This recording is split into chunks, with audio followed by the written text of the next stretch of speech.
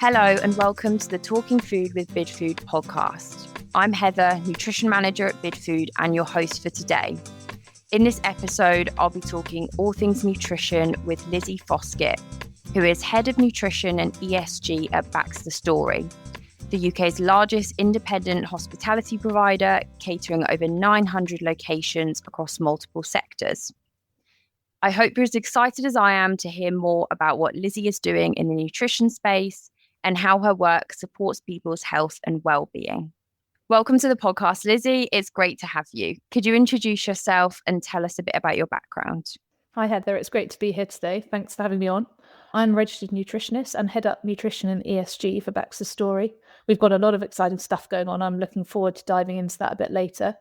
I've been a registered nutritionist now for nearly 10 years, and the work that the Association for Nutrition do is great in supporting us with everything we do.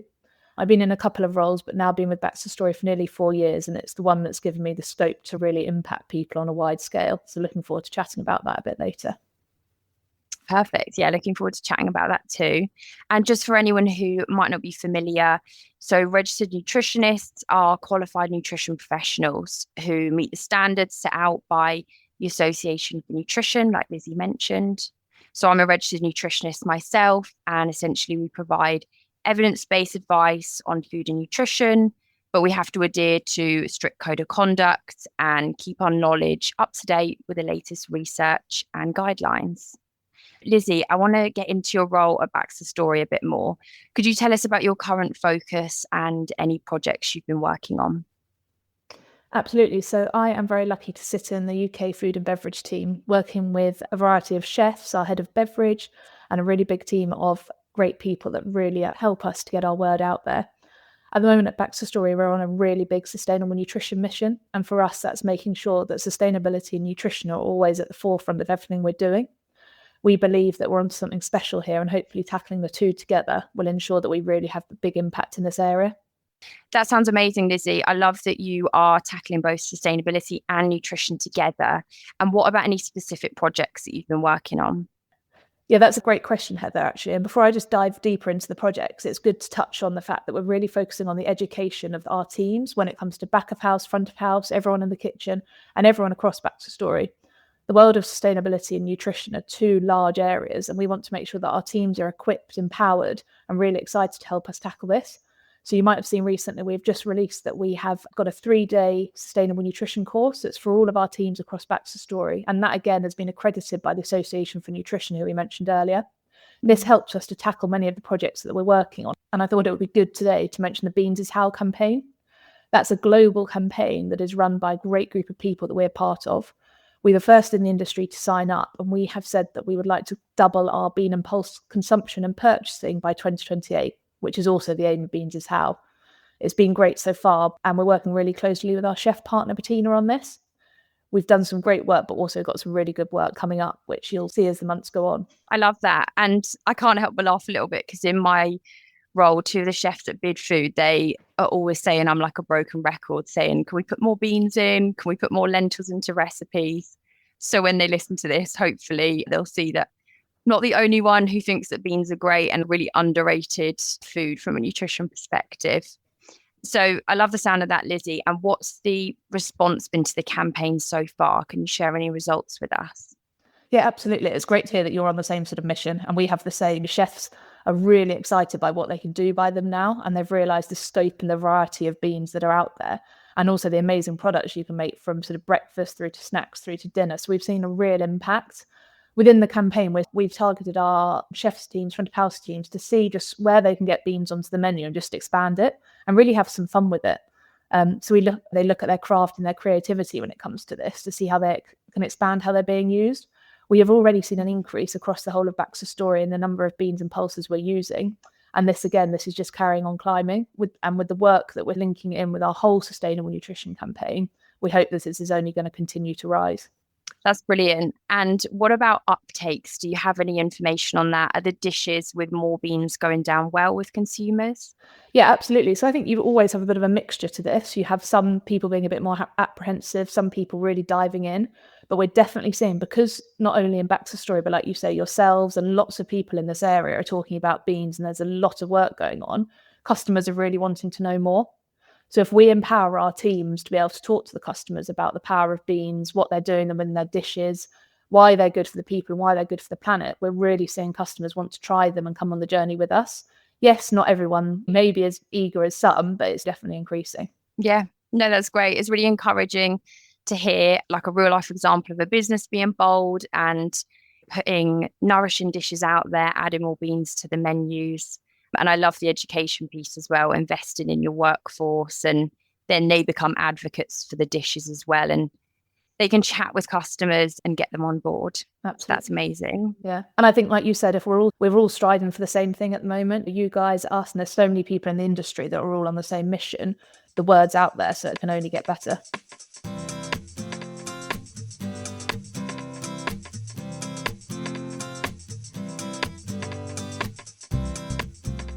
So Lizzie, as you and I both know, healthy is quite an ambiguous term. There's no one definition and it can mean very different things to different people.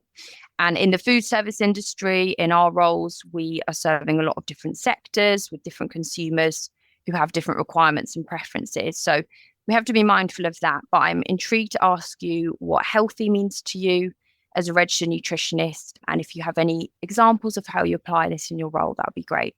Oh, I think this is a great question. I get asked it a lot. And Heather, you've probably had some of those same conversations where people say, oh, you're a nutritionist, you probably only eat this and drink that. And actually, I think it's such a wrong way to look at it.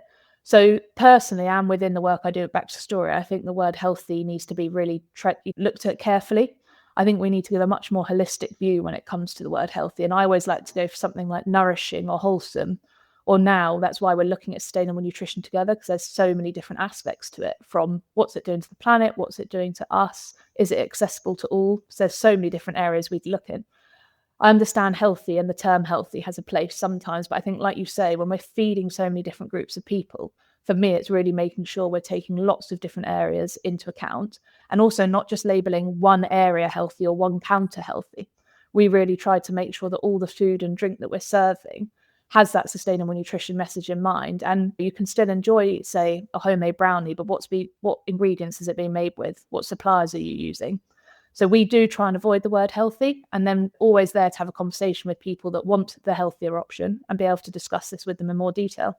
Yeah, I think that's a great way of approaching it. I do prefer myself the more like positive angle, like the whole positive nutrition concept, where it's more about what we can add in rather than just solely focusing on perhaps limiting nutrients like fat, sugar, and salt. So that holistic view is really nice for sure.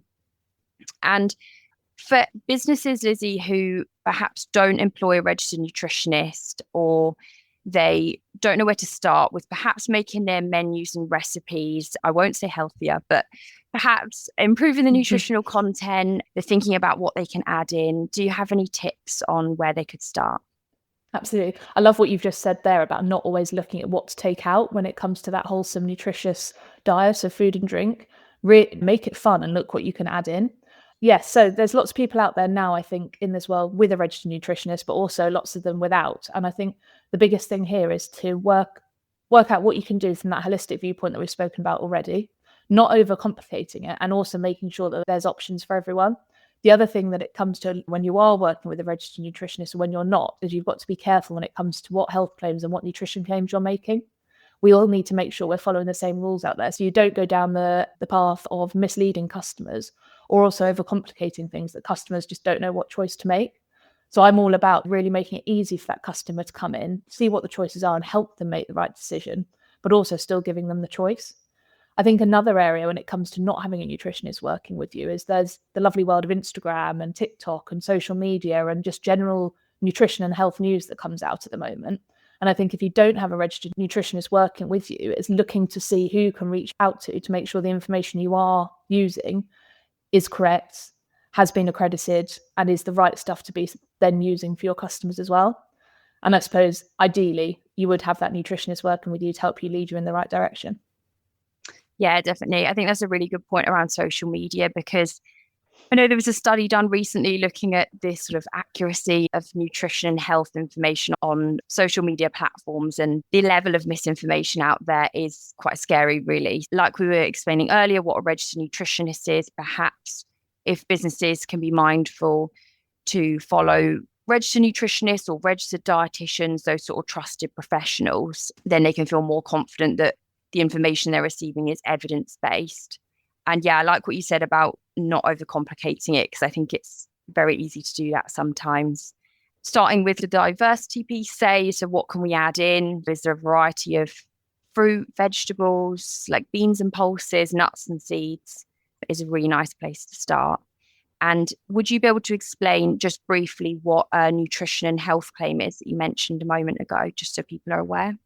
Absolutely. So there's the world of nutrition claims and health claims, and that comes to if you're stating something might be high in protein, high in fat, high in salt, and there's different regulations that have been set out that we all follow. So we are all on the same page when it comes to, is it right to make this claim? And it really also fits in with health and safety as well. So they've all been looked at to make sure when we are making a health and nutrition claim, you are using the right guidelines. You don't want to state that something's high in protein or a source of protein if it's not actually fitting those guidelines. They can be found on the AFM website or the British Nutrition Foundation website if anyone ever wants to have a look into that. But all the work that nutritionists do will always follow these. Yeah, absolutely. I think two nice signposts there. So the AFN website, British Nutrition Foundation, could also look at the British Dietetic Association, the BDA, all nice trusted resources for listeners. And yeah, I suppose really the bottom line with the claims piece is not misleading consumers, just being responsible with our messaging. I always like to give the really basic example of you could have a deep fried fish and chips. Yes, it may be high in protein if you've met the criteria, but then the bigger piece is, do we want to be making that claim? So that's really where a registered nutritionist can help navigate that legislation and the responsibility piece with the consumers. Absolutely. I love that, because you don't want to mislead that customer to think they're picking that choice. They're going to get a high protein source, but you're not flagging them to what else might be in there. And that's why it's great as a nutritionist and to work with a team, or like how we've connected, to always discuss options. If you think there might be a sort of murky water somewhere, it's always great to chat about it and see what you think is the right way to go. Yeah, definitely. And so thinking about the future, Lizzie, what are some of your focuses coming up? Have you got any new projects on the horizon?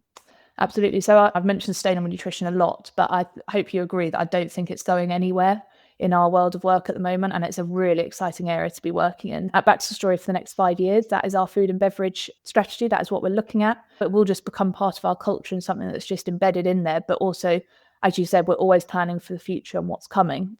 Lizzie, thank you so much for joining me today. I've loved talking to you and hearing about the amazing work you're doing in both the sustainability and the nutrition space, to both educate your workforce, but then also nourish your consumers as well. But also just to chat nutritionist to nutritionist, it's always great to get a fresh perspective and ideas. Thanks, Heather. It's been great to be here today. And like you say, it's always good to chat nutritionist on nutritionist and share best practice and see what we're all up to. Just wanted to also take this opportunity to thank you and the Bidfood team for all the work you do to support us at BaxterStorey and what we're up to. We're at a start of a very exciting journey, and I hope we can pick this conversation up again soon. Absolutely. Thank you, Lizzie. Thanks so much for listening. I hope this episode has given you some food for thought and maybe even inspired you to look at how you could improve the nutritional content of your menus and recipes. Whether it's improving the diversity across your menu or reducing the salt in your best-selling dish. Remember, small changes can accumulate over time and lead to some great progress. Please make sure you follow Talking Food. That way you'll be the first to hear about our future episodes. Until next time, goodbye.